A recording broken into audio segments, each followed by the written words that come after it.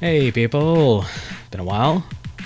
I know I sound a little different because I just woke up not that long ago and I haven't talked all day, so yeah, deep voice, win. Anyways, I'm going to teach you the basics, and in a few videos you'll be finally getting into vectoring. I know people don't say this normally, but you know. Anyways, so you need to know the pure basics. First thing you're going to need to know is what's what.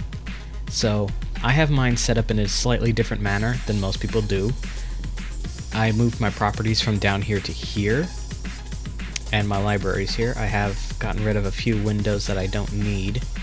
Here's the main three things you need to know right off the bat.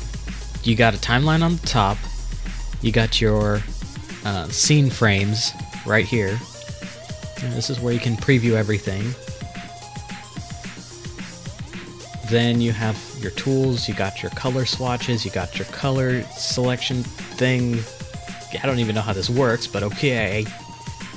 Of course, a library, because you need a library for every project. You're going to be doing a lot of symbol swapping, and that just makes it easy. Believe me. Animating later, symbol swapping, super simple. So,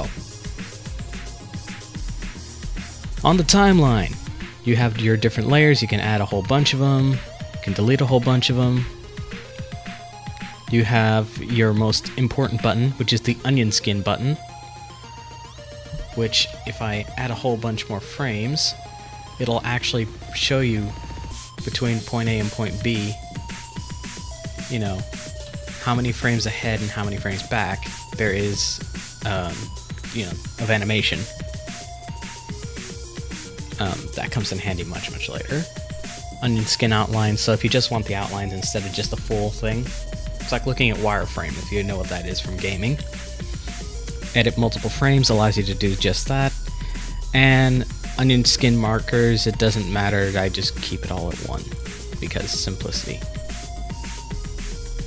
Well, not really, I just don't mess with it. So then you got your frames per second, which is extremely important, and you have a second counter. Now this is where things are going to get a little tricky because everything is done in frames per second. It takes 24 frames. So if I go up to frame 24, hit F5, that's 1 second of time.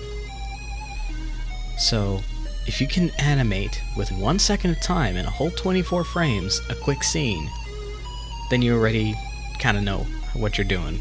Kinda. Maybe. I don't know. But let's continue, shall we? So yeah, I'm also going to cover the most diverse question to answer, and that's how to get a tapered line. I didn't know the term, so I kept on searching up the wrong thing and looked for sharp edges and this and that. Oh, what a bad search. Anyways, so I guess let's just grab a tool and get started.